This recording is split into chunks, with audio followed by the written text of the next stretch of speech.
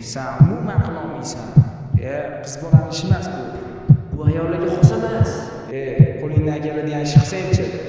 Baribir qilolmaysan. Bekor vaqting ketadi. Bo'ladigan ish qilsang-chi.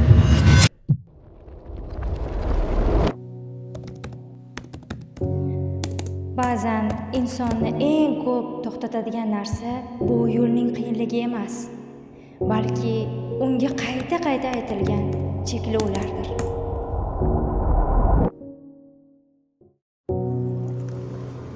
Odam, sizga muhim gapim bor edi. Eshitaman. Men oxirgi paytlar IT sohasiga qiziqayotgandim va o'shani o'rganib kelayotgandim. O'sha dasturlashni o'rganmoqchiman va shu soha bo'yicha mutaxassislik qilmoqchiman. Qizim, tanlagan kasbing qizlarga mos emas.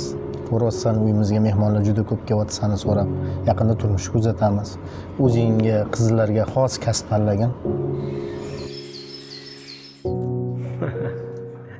Asal, bo'ladigan ish qilsang-chi, nima qilsan? Qizlanish emas bu. Ovqat pishirish o'rganmaysan bundan ko'ra. Ba'zan birgina jumla ham insonning o'ziga nisbatan ishonchini pasaytirib yuboradi. Ba'zan zo'ravonlik faqatgina qo'l bilan emas, mensimaslik, adolatsizlik va turli xildagi so'zlar bilan boshlanadi.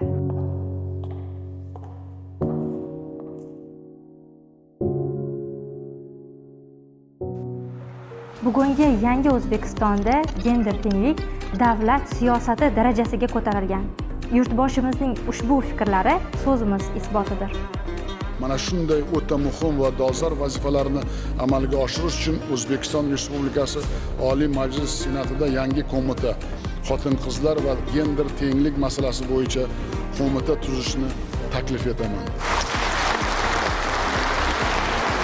Ochiq aytsam, bu majlisga men ko'pdan beri tayyorgarlik qilyapman.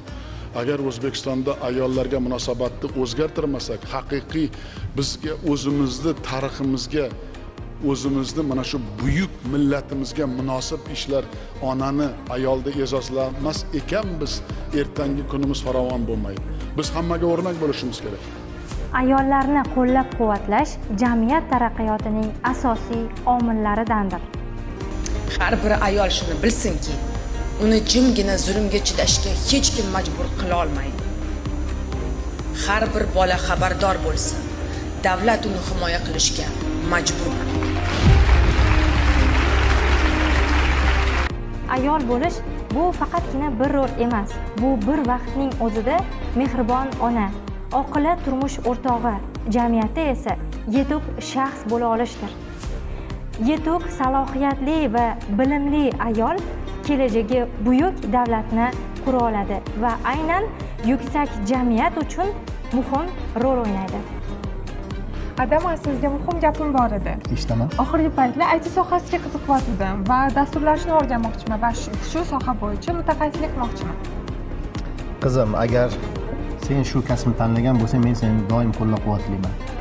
Sen shu tanlagan kasbingni mohir ustasi bo'lib yetishasan va kelajakda o'z farzandlaringni ham bilimli qilib tarbiyalaysan degan umiddaman. Gender tengligi bu bir jinsni ikkinchisidan ustun qo'yish emas. Bu har bir insonga o'z salohiyatini namoyon etish uchun teng maydon yaratishdir. Ayollarga nisbatan zo'ravonlikka yo'l qo'ymaslik esa shunchaki muammo haqida gapirish emas. Bu hurmatni, xavfsizlikni va inson taqdirini himoya qilishdir. Gender tengligi nimani anglatadi? Gender tengligi bu kimdir ustun degani emas. Bu bor salohiyat bilan oilani mustahkamligi hamda farzandlar tarbiyasida dunyoqarashni kengaytirishdir. Gender tengligi bu oilada ajrimlar sonini ko'paytirish emas, balki mana shu olgan bilimlari sababli o'z oilasini mustahkamlashga yordam berishdir. Oila bu kurashadigan joy emas, balki bir-birini to'ldiradigan tizimdir. Bitta qizni o'qitsak, butun oilani o'qitgandek bo'lamiz. Tasavvur qilinglar, muhit o'zgaradi oilada. Ukasiga o'rgatadi, ertaga ona bo'lib farzandini mutlaqo boshqacha tarbiya qiladi. Bilimli qilib tarbiya qiladi. Oila bilimli, ma'rifatli bo'lsa, butun jamiyat bilimli, ma'rifatli bo'ladi. Men Tomarisning avlodiman.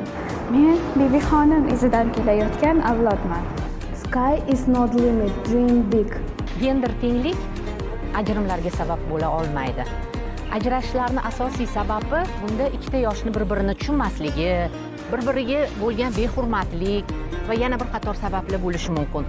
Yana bir asosiy sabablardan biri bu huquqiy bilimni yetishmasligi. Sen ham ixtirolar qila olasan. Sen ham buni o'rganishing kerak. Biz senga ishonamiz. Biz seni Toshkent shahridagi Turin Politexnika universitetida kutib qolamiz. Kelajak imkoniyatlar bilan quriladi. Men uddaladim. Sen ham qila olasan. Я смогла, и ты сможешь. Bu O'zbekiston Respublikasi imkoniyatlar yurti. Bu Toshkent shahridagi Turin Politexnika universiteti. Biz ana shu davrada seni kutamiz. Sen buni uddalaysan. Biz senga ishonamiz.